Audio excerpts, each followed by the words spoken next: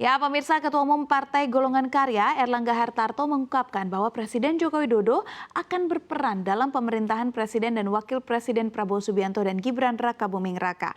Lantas peran apa yang akan diemban oleh Jokowi? Erlangga enggan berkomentar banyak perihal Jokowi yang dituding terlalu cawe-cawe terhadap pemerintahan Prabowo Gibran. Erlangga hanya menegaskan sebaiknya semua pihak menanti keputusan KPU soal hasil pemilihan umum 2024. Sementara itu, Sekretaris Kabinet Pramono Anung tidak memberikan jawaban atas tanggapan perihal Presiden Jokowi yang akan dilibatkan dalam penyusunan Prabowo Gibran mendatang. Pramono yang dijumpai usai mengikuti rapat terbatas dengan Presiden Jokowi di Istana Kepresidenan memilih untuk bergegas menuju kantornya yang berada tak jauh dari kompleks Istana.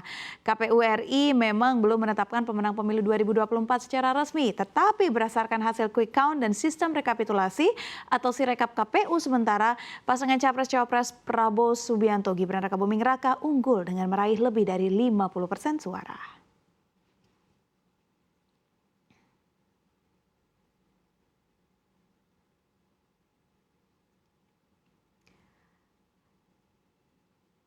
Beralih ke informasi lainnya, data real count KPU hingga Selasa 27 Februari jam 2 siang waktu Indonesia bagian Barat menunjukkan pasangan Capres-Cawapres Prabowo Gibran meraih perolehan suara, maksud kami sebesar 58,84%.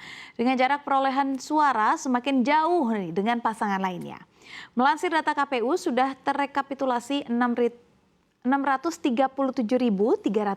TPS atau mencapai 77,49% data dari seluruh TPS di Indonesia yang masuk ke KPU. Dari data real count, sementara ini paslon nomor urut 2 Prabowo Gibran mendapat 58,84% atau 75,03 juta suara. Sedangkan paslon nomor urut 1 Anies Baswedan dan Muhaimin Iskandar meraup 24,46% atau 31,19 juta suara. Sementara paslon nomor urut 3 Ganjar Pranowo dan Mahfud MD meraih 16,7% atau 21,29 juta suara. Kondisi real count saat ini masih sejalan dengan data hitung cepat atau quick count di sejumlah survei lembaga lainnya, di mana Prabowo Gibran unggul sedangkan di urutan kedua terdapat Anies dan Muhaimin. Perhitungan KPU sendiri diperkirakan akan rampung pada 20 Maret mendatang.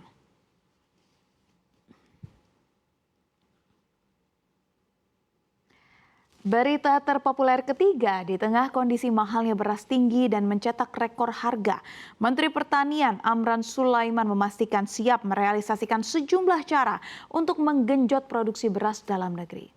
Menurut Amran, Presiden Joko Widodo bahkan menyetujui penambahan anggaran untuk subsidi pupuk di tahun 2024 ini dari 4,7 juta ton menjadi 9,55 juta ton atau naik 2 kali lipat. Langkah ini untuk mendukung petani melakukan tanam cepat. Selain pupuk, Amran juga bakal mengantisipasi dampak El Nino, yakni dengan bakal melakukan pompanisasi sungai besar di Pulau Jawa, diantaranya adalah Bengawan Solo.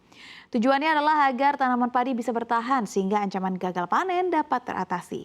Langkah selanjutnya, optimalisasi lahan di mana Kementan bersama dengan Unhan dengan teknologi sumur dalam serta sumur dangkal air tanah sudah dilakukan uji coba di Gunung Kidul dengan mengairi 1.000 hektar dengan biaya 14 miliar rupiah. Kerjasama ini juga bakal melibatkan aparat TNI. Aksi ini ditargetkan bakal menghasilkan produksi lahan pertanian bagi petani sehingga produksi dalam negeri bisa menopang kebutuhan yang ada.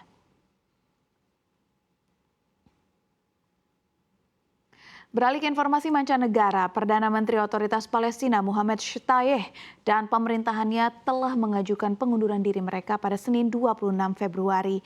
Pengunduran diri tersebut terjadi ketika lembaga itu mendapatkan kritikan dari Amerika Serikat dan juga warga Palestina sendiri.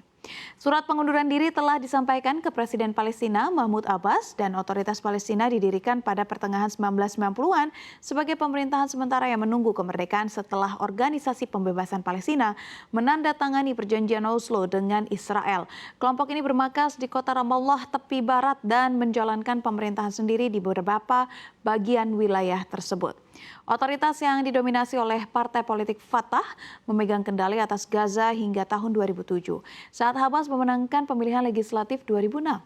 Diketahui saat ini Israel sedang berperang melawan Hamas yang dimulai dengan aksi kelompok penguasa Gaza itu yang menyerang Israel 7 Oktober lalu. Israel menolak kemungkinan otoritas Palestina kembali ke Gaza setelah perang. Tel Aviv juga menolak gagasan mendirikan negara Palestina di wilayah tersebut. Meski demikian, Amerika Serikat lebih memilih otoritas Palestina untuk mengendalikan tepi barat dan Gaza sebagai bagian dari negara Palestina merdeka di masa depan. Dapur Washington meminta agar lembaga itu direformasi ulang.